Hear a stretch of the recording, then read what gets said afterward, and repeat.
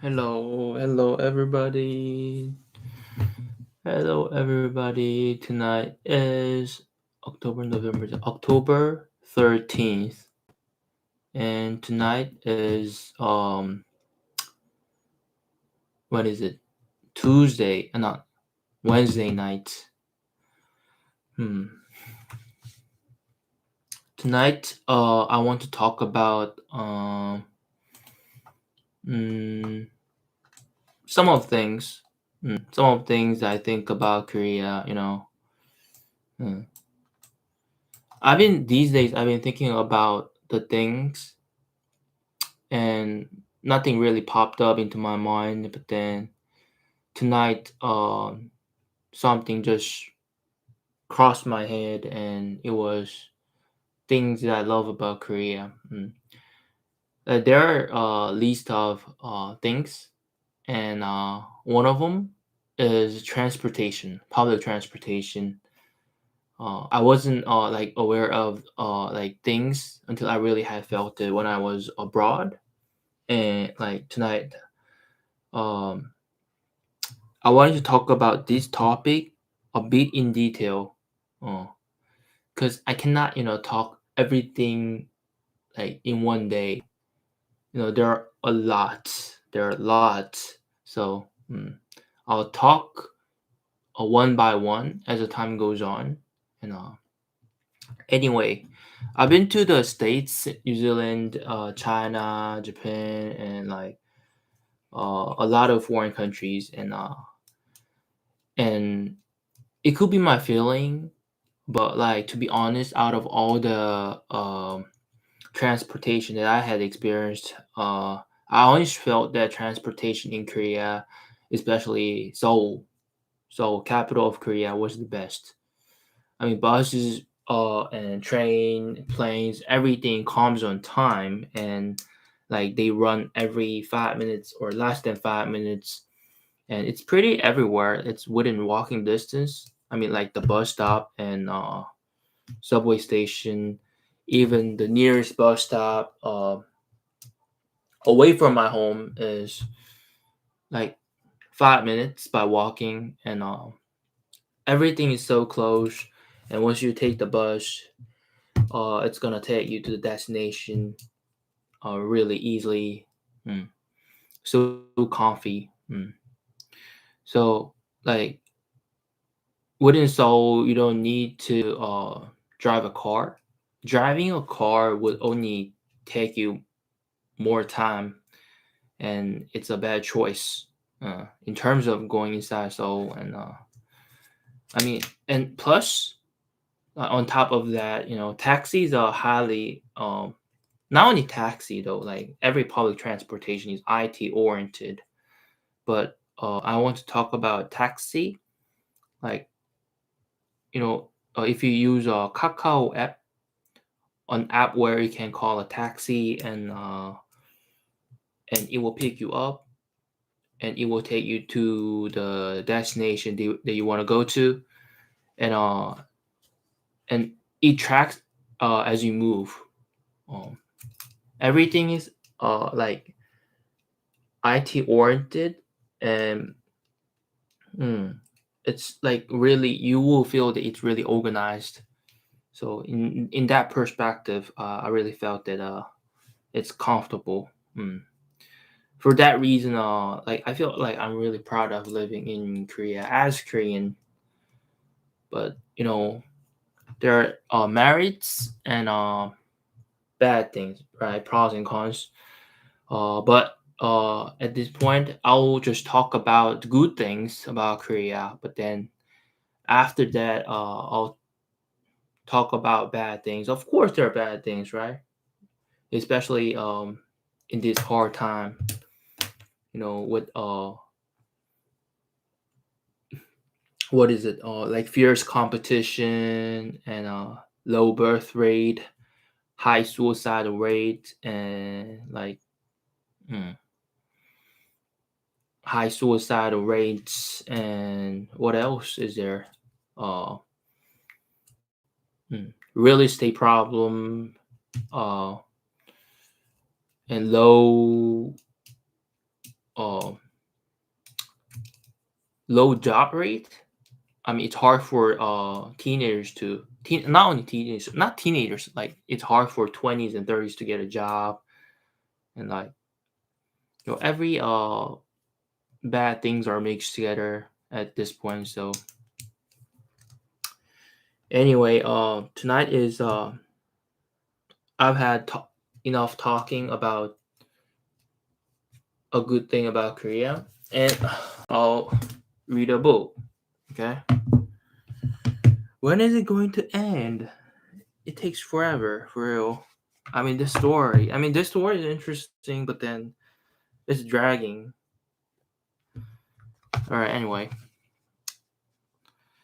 Oh, start reading, okay? The meal ended, and fresh armfuls of wood were thrown on the fire, and the inhabitants of the chimneys, including the faithful Top, were soon buried in a deep sleep. No incident disturbed this peaceful night, and the next day, the 29th of March, fresh and active, they awoke, ready to undertake the excursion which must determine their fate. All was ready for a start. The remains of the capybara would be enough to sustain Harding and his companions for at least 24 hours. Besides, uh, they hoped to find more food on the way. As the glasses had been returned to the watches of the engineering reporter, Pencroft burned a little linen to serve as tinder. As to flint, that would not be wanting in these regions of plutonic origin. It was 7:30 in the morning when the explorers, armed with sticks, left the chimneys. Following Pencroft's advice, it appeared best to take the road already traversed through the forest and to return by another route. It was also the most direct way to reach the mountain. They turned the south angle and followed the left bank of the river, which was abandoned at the point where it formed an elbow towards the southwest. The path already trodden under the evergreen trees was found, and at 9 o'clock, Cyrus Harding and his companions had reached the western border of the forest. The ground till then very little undulated, boggy at first, dry and sandy afterwards, had a gentle slope, which ascended from the shore towards the interior of the country. A few very timid animals were seen under the forest trees. Top quickly sorted them, but his master soon called him back, for a time had not come to commence hunting. They would be attended to later. The engineer was not a man who would allow himself to be diverted from his fixed idea. It might even have been said that he did not observe the country at all, either in its configuration or in its natural productions, his great aim being to climb the mountain before him, and therefore straight towards it he went. At 10 o'clock, a halt of a few minutes was made. On leaving the forest, the mountain system of the country appeared before the explorers. The mountain was composed of two cones. The first, truncated at a height of about 2,500 feet, was sustained by buttresses, which appeared to branch out like talons of an immense claw set on the ground. Between these were narrow valleys, bristling with trees, the large clumps of which rose to the top of the lowest cone. There appeared to be large vegetation on that side of the mountain, which was exposed to the northeast, and deep fissures could be seen which, no doubt, were watercourses. On the first cone rested a second, slightly rounded, and placed a little on one side, like a great round hat cocked over the ear. A Scotchman would have said his bonnet was a tote a G. It appeared formed of bare earth, here and there pierced by reddish rocks. They wished to reach the second cone, and proceeding along the reach of the spur seemed to be the best way by which to gain it. "We are on volcanic ground," Cyrus Harding had said, and his companions following him began to ascend by degrees on the back of a spur which by a winding and consequently more accessible path joined the first plateau. The ground had evidently been convulsed by subterranean force. Here and there, stray blocks, numerous debris of basalt and pumice stone were met with. In isolated groups rose fir trees, which, some 100 feet lower, at the bottom of the narrow gorges, formed massive shades. Ah, yeah, long time no see, Imo.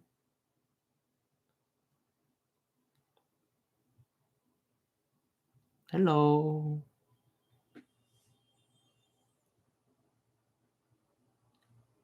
Oh, thanks for telling me that. I have low energy tonight, just so you know. It's not that I'm intentionally lowering my voice, it's just that I've got low energy. So, uh, it's the voice, my voice. I'm running out of energy. Anyway, really, thank you for telling me that you like my voice for real.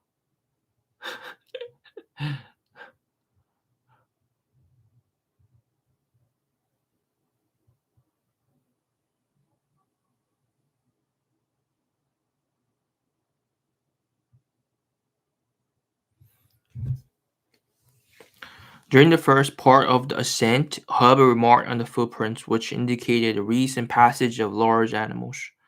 Perhaps these beasts were not let us pass by willingly, said Pencroft. Well, replied the reporter, who had already haunted the tiger in India and the lion in Africa. We shall soon learn how successfully to encounter them. But in the meantime, we must be upon our guard. They ascended but slowly. The distance, increased by detours and obstacles which could not be surmounted directly, was long. Sometimes, too, the ground suddenly fell, and they found themselves on the edge of a deep chasm which they had to go around. Thus, in retracing their steps so as to find some practicable path, much time was employed, and fatigue undergone for nothing. At 12 o'clock, when the small band of adventurers halted for breakfast at the foot of a large group of firs, near a little stream which fell in cascades, they found themselves still halfway from the first plateau, which most probably they would not reach till nightfall. From this point, the view of the sea was much extended, but on the right, the high promontory prevented their seeing whether there was land beyond it. On the left, the site extended several miles to the north, but on the northwest, at what's the name of the book? The name of the book is The Mysterious Island. It's the book that I've been reading recently. I mean, over a month. Not over a month, but within 3 weeks, I've been keep reading this book. It's a long story, so still, I'm like 14% at this point.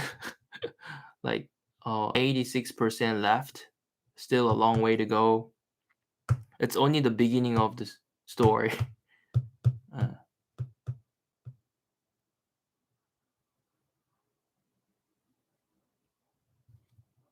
okay.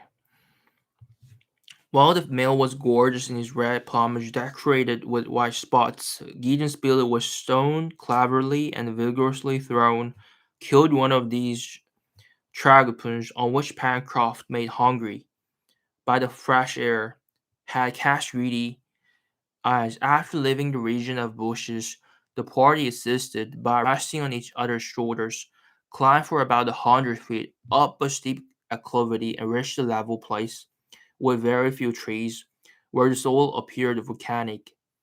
It was necessary to ascend by zigzags to make the slope more easy, for it was very steep, and the footing being exceedingly precarious required the greatest caution. Neb and Herbert took the lead, Pencroft the rear, the captain and the reporter between them.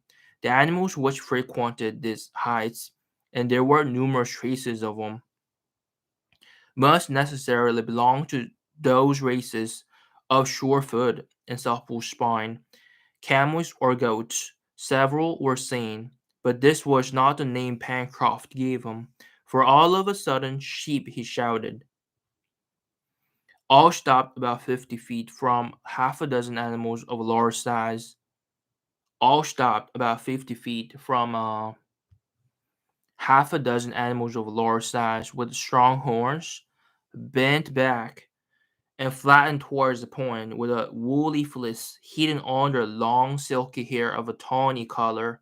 They were not ordinary sheep, but a species usually found in the mountainous regions of the temperate zone, to which Hubbard gave the name of the mossmen. Um, have they legs and chops? Asked the sailor. Yes, replied Hubbard. Well, then, they're sheep, said Pencroft. The animals, motionless among the blocks of basalt, gazed with an astonished eye, as if they saw human bipeds for the first time. Then their fears suddenly aroused. They disappeared, bounding over the rocks. Goodbye, till we meet again, cried Pencroft as he watched them, in such a comical tone that Cyrus Harding, Gideon Spilett, Hubbard, and Neb could not help laughing. The descent was continued. Here and there were traces of lava. Mm. Sulphur springs sometimes stopped their way, and they had to go round them. In some places, the sulphur had formed crystals among other substances, such as whitish cinders made of an infinity of little feldspar crystals. In approaching the first plateau formed by the truncating of the lower cone, the difficulties of the ascent were very great. Towards 4 o'clock, the extreme zone of the trees had been passed. There only remained here and there a few twisted, stunted pines, which must have had a hard life in resisting at this altitude the high winds from the open sea. Happily for the engineer and his companions, the weather was beautiful, the atmosphere tranquil, for a high breeze at an elevation of 3,000 feet would have hindered their proceedings. The purity of the sky at the zenith was felt through the transparent air. A perfect calm reigned around them. They could not see the sun, then hid by the vast screen of the upper cone, which masked the half horizon of the west, and whose enormous shadow stretching to the shore increased as the radiant luminary sank in its diurnal course. The vapor, mist rather than clouds, began to appear in the east, and assume all the prismatic colors under the influence of the solar rays. 500 feet only separated the explorers from the plateau, which they wished to reach so as to establish their encampment for the night. But these 500 feet were increased to more than 2 miles by the zigzags which they had to describe. The soil, as it were, slid under their feet. The slope often presented such an angle that they slipped when the stones worn by the air did not give us sufficient support. Evening came on by degrees, and it was almost night when Cyrus Harding and his companions, much fatigued by an ascent of 7 hours, arrived at the plateau of the first cone. It was then necessary to prepare an encampment and to restore their strength by eating first and sleeping afterwards. This second stage of the mountain rose on a base of rocks, among which it would be easy to find a retreat. Fuel was not abundant, however, a fire could be made by means of the marsh and dry brushwood, which covered certain parts of the plateau. While the sailor was preparing his hearth with stones, which he put to disuse, Nab and Herbert occupied themselves with getting a supply of fuel. They soon returned with a load of brushwood. The steel was struck, the burnt linen caught the sparks of flint, and under Nap's breath a crackling fire showed itself in a few minutes under the shelter of the rocks. Their object in lighting a fire was only to enable them to withstand the cold temperature of the night, as it was not employed in cooking the bird, which Nap kept for next day. The remains of the capybara and some dozens of the stone pine almonds formed their supper. It was not 6:30 when all was finished. Sash Harding then thought of exploring in the half light the large circle later, which supported the upper cone of the mountain. Before taking any rush, he wished to know if it was possible to get round the base of the cone in the case of its sides being too steep and its summit being inaccessible. This question preoccupied him, for it was possible that from the way they had inclined, that is to say, towards the north, the plateau was not practicable. Also, if the summit of the mountain could not be reached on one side, and if on the other they could not get round the base of the cone, it would be impossible to survey the western part of the country, and their object in making the ascent would, in part, be altogether unattained. The engineer, accordingly, regardless of fatigue, leaving Pencroft and Nap to arrange the beds, and Gideon Spilett to note the incidents of the day, began to follow the edge of the plateau. Going towards the north, Herbert accompanied them. The night was beautiful and still. The darkness was not yet deep. Cyrus Harding and the boy walked near each other without speaking. In some places, the plateau opened before them, and they passed without hindrance. In others, obstructed by rocks, there was only a narrow path in which two persons could not walk abreast. After a walk of 20 minutes, Cyrus Harding and Herbert were obliged to stop. From this point, the slope of the two cones became one. No shoulder here separated the two parts of the mountain. The slope being inclined almost 70 degrees, the path became impracticable. But if the engineer and the boy were obliged to give up thoughts of following a circular direction in return, an opportunity was given for ascending the cone.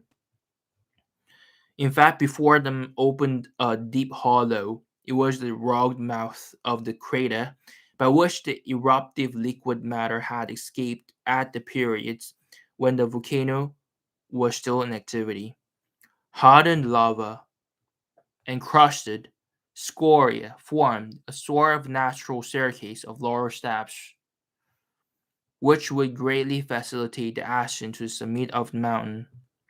Harding took all this in a glance, and without hesitating, followed by the lad, he entered the enormous chasm in the midst of increasing obscurity. There was still a height of 1,000 feet to overcome. Would the internal acclivities of the crater be practicable? It would soon be seen. The persevering engineer resolved to continue his ascent until he was stopped.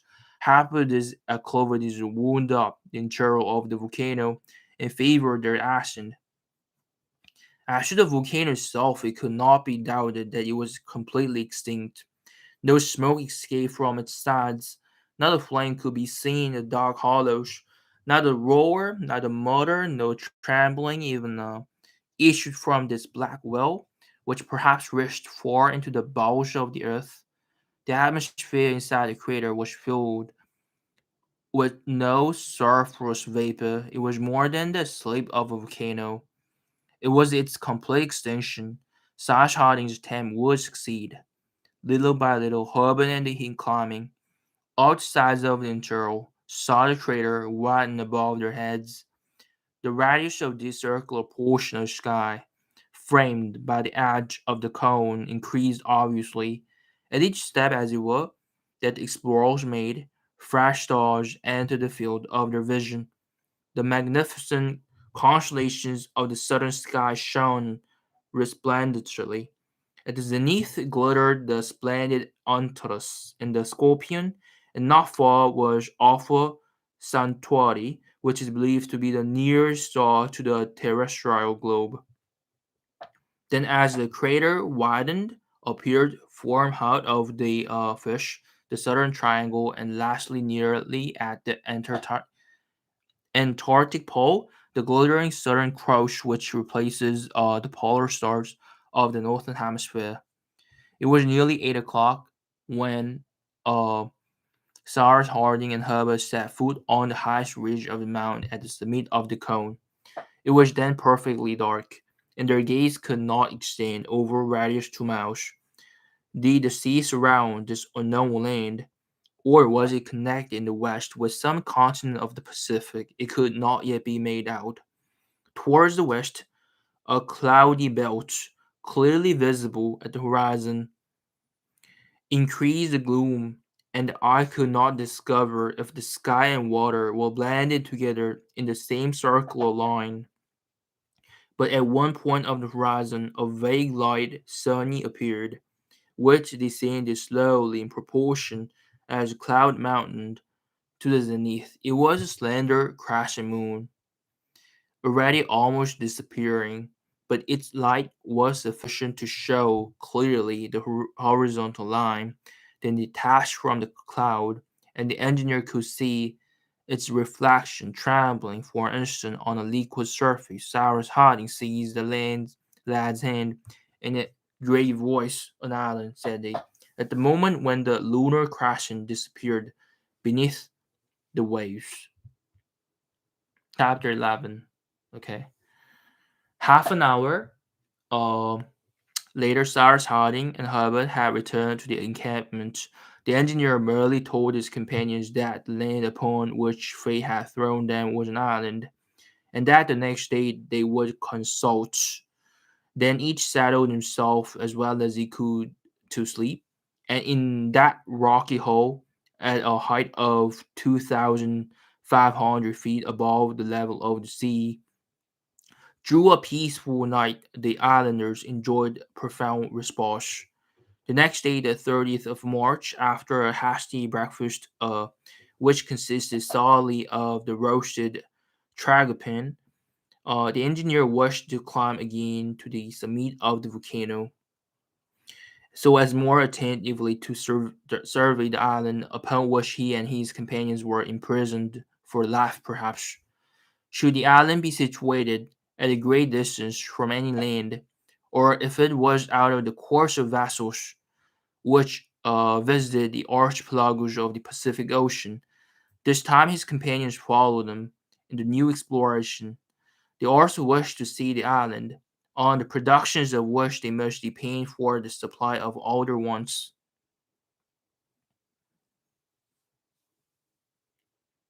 It was about 7 o'clock in the morning when Cyrus Harding, Herbert, Pencroft, Ginsburg, and Knapp quitted the encampment. No one appeared to be anxious about their situations. They had faith in themselves, doubtless, but it must be observed that the basis of this faith was not the same with Harding as with his companions. The engineer had confidence because he felt capable of extorting from this wild country everything. He felt capable of extorting from this wild country everything necessary for the life of himself and his companions. The latter feared nothing, just because Cyrus Harding was with them. Pencroft, especially, since the incident of the relighted fire would not have despaired, for instance, even if he was on a bare rock, if the engineer was with him on rock. "Shh," said he. "We left Richmond without permission from the authorities. It will be hard if we don't manage to get away someday or other from a place where certainly no one will detain us." Cyrus Harding followed the same road as the evening before. They went round the cone by the plateau which formed the shoulder to the mouth of the enormous chasm. The weather was magnificent. The sun rose in a pure sky and flooded with his rays all the eastern side of the mountain. Okay, tonight I'm going to finish at this point, and I'll be reading and talking again tomorrow again. Okay? Mm. All right, I'll see you guys tomorrow. Bye.